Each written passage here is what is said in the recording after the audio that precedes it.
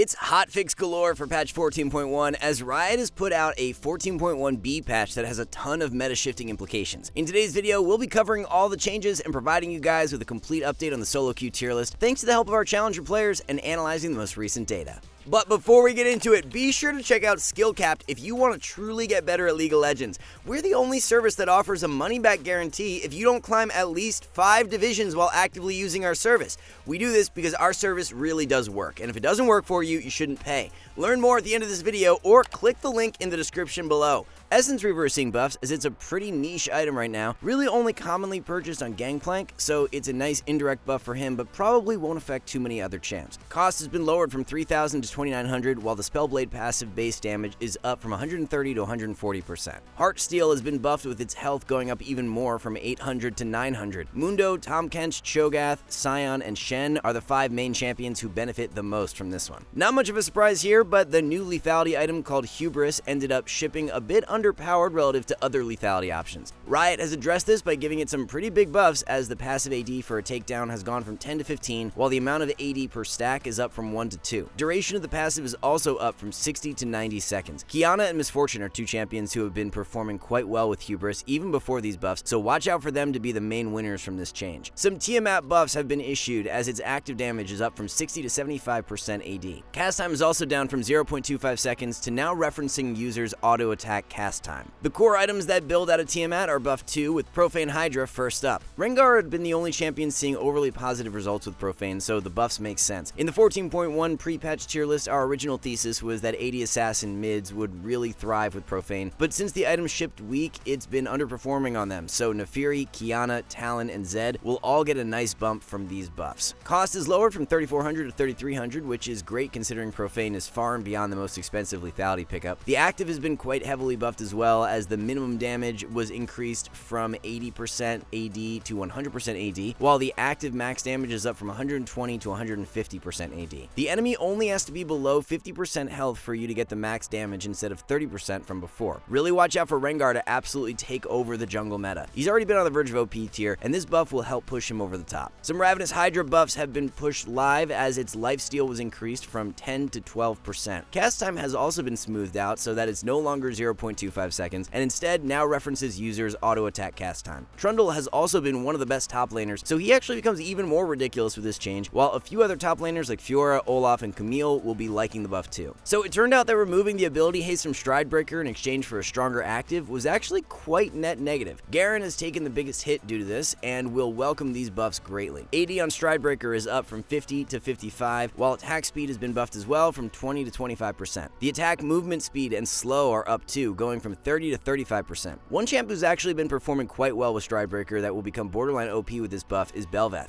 For context, Garen has been hovering around a 46% win rate, but Bel'Veth has been around 51%, so Bell should be one of the better junglers now in 14.1. Rocket Belt had landed a bit more powerful than Riot anticipated, so they have gone ahead and nerfed its active damage from 175 to 125. Champions hit the hardest by this change are Kennen, Neeko, Echo, Akali, Fiddlesticks, Evelynn, and Diana, as they're slotting in Rocket Belt very regularly in their core builds. Storm Surge has arguably been the most egregious new item added for Season 14, as it made a bunch of champions super OP, so no surprise to see it nerfed. Passive damage has been lowered for both melee and ranged characters, with the base damage and AP ratio dropping. Those champs who liked building the core of Rocket Belt into Storm Surge are going to be hit the hardest, so Akali, Diana, Evelynn, Kennen, and Neeko are a few of the biggest losers. Lethality ADCs have been taking over the bot lane meta, so Riot has gone ahead and issued a much needed nerf to the Collector. Cost of the Collector has been increased from 3,000 to 3,100 gold. There are a ton of champions affected by this nerf, but the most notable include Samira, Neela, Misfortune, Draven, and Graves. Titanic Hydra has turned out to be a really great rush option on many bruiser junglers, so Riot has toned it down a notch. Attack damage is down from 55 to 50, while the health has dropped from 550 to 500. Champions that will be negatively affected the most by these nerfs include Kled, Xin Zhao, Urgot, Rek'Sai, Warwick, and Set. Trailblazer supports have been completely dominating the meta, so a couple nerfs have been issued. Cost is up from 2,400 to 2,500 gold, while the health was lowered from 250 to 200. Due to its insanely overpowered state prior to these nerfs, it likely just brings champions like Blitz, Maokai, Bard, and Rakan more down to earth, but won't make them weak picks by any means. So one of the major themes up in the top lane to start Season 14 has been the rise of champions that can use Riftmaker. Riftmaker rework was a change that flew under the radar for us, as we didn't have AP tops rated highly for for the 14.1 tier list, so we'll be looking to make some adjustments for 14.1b. Instead of just nerfing Riftmaker though, Riot's gone ahead and nerfed a bunch of champions that are using the item. Gwen is first up, as her passive max health damage scaling has dropped from 0.8% per 100 AP to 0.65% per 100 AP.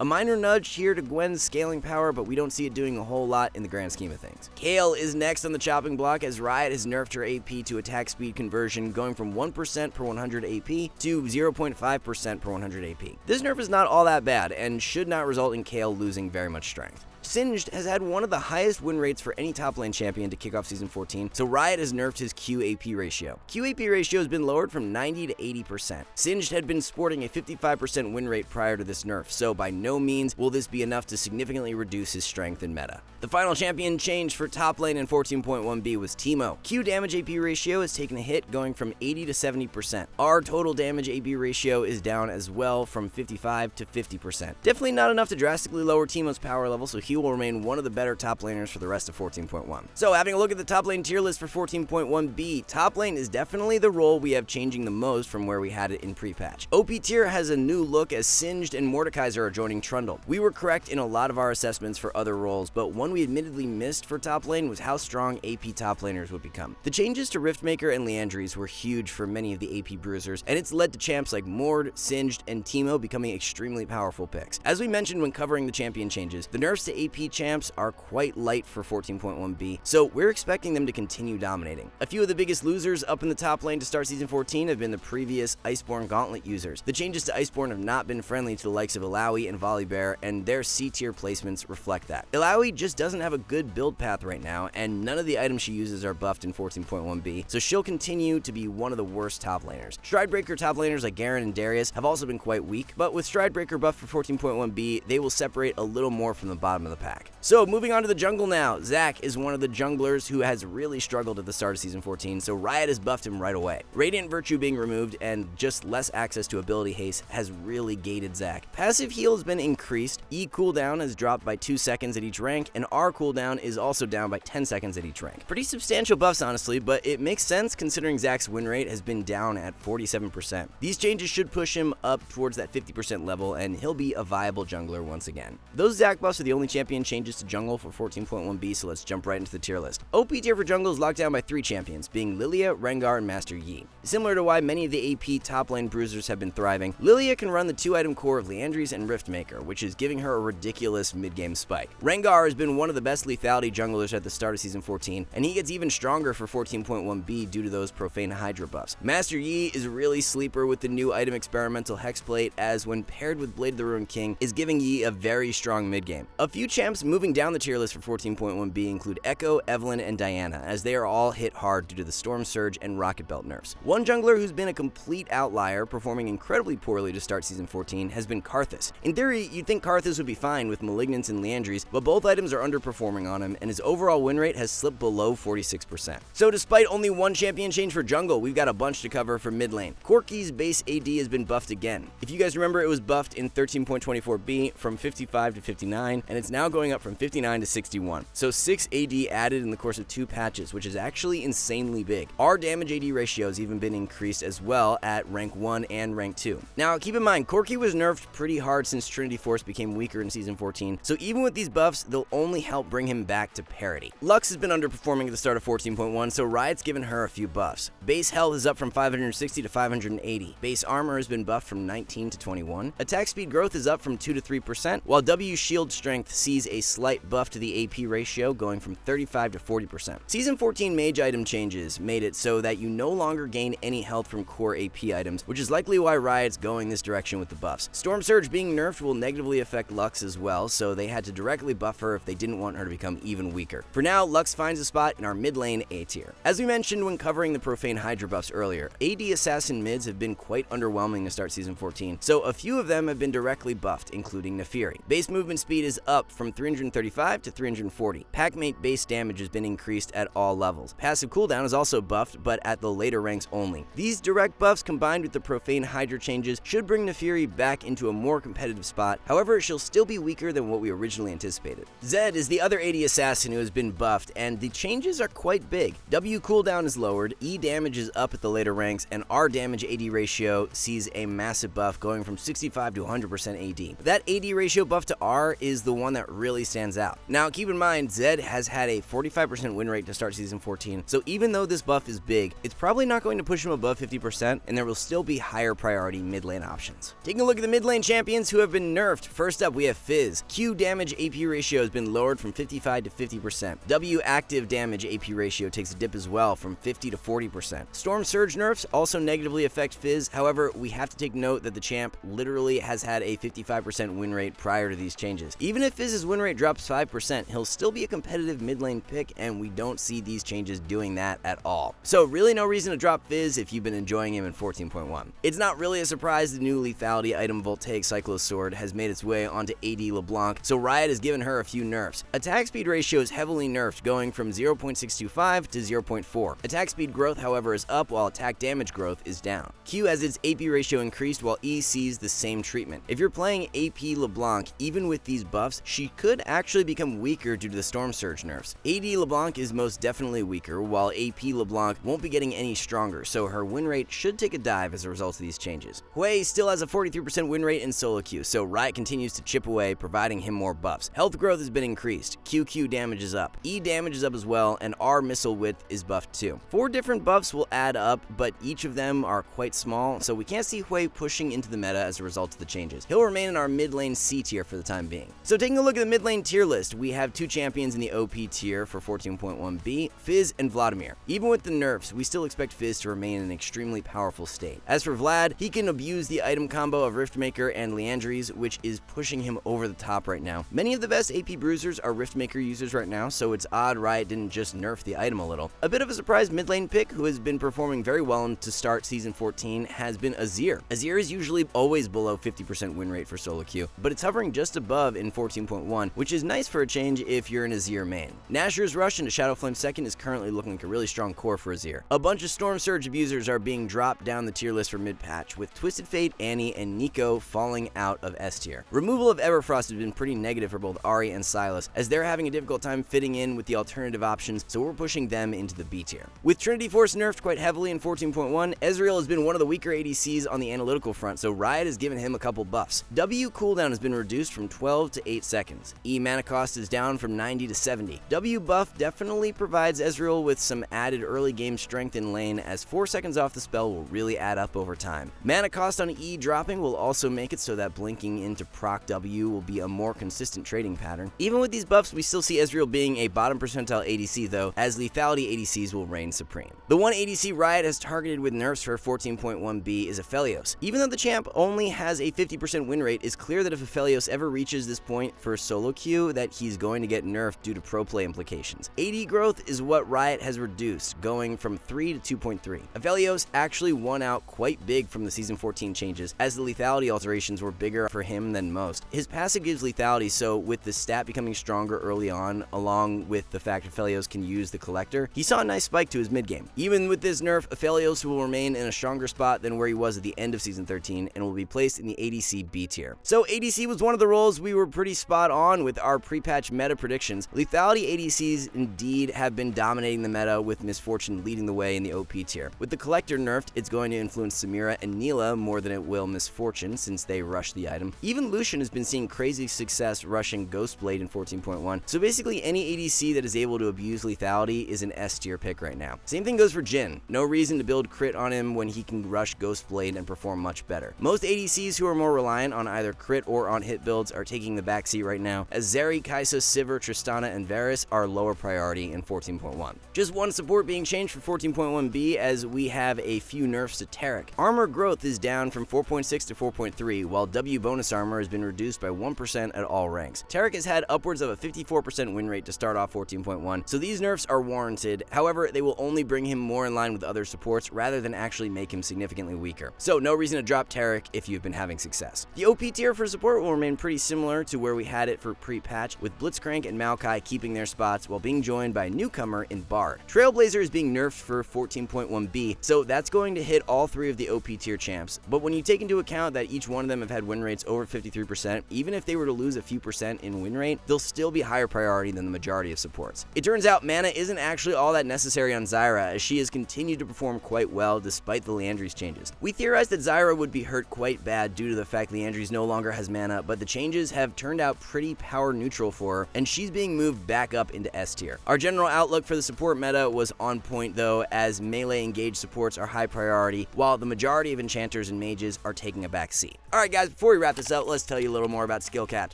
So, we offer a 5-division rank up guarantee, and think that's a pretty crazy thing to offer. It's like a gym membership guaranteeing you'll get ripped. Your local gym would go bust if they offered that, right? Not us. We've offered this for years because our service really does work. It works so well, in fact, that we're able to produce by far the largest catalog of premium league guides on the internet. We add over 20 videos a week, with over 1,600 guides curated into over 100 courses no one can compare. We've also sent challenger players into ELO Hell 714 times and counting, where they commentate how to carry live. They also respond to all questions asked. Sign up today for as little as $6.99 a month if you are serious about improving. So that's going to wrap everything up for this one. Thanks so much for watching, guys, and we'll see you in the next one.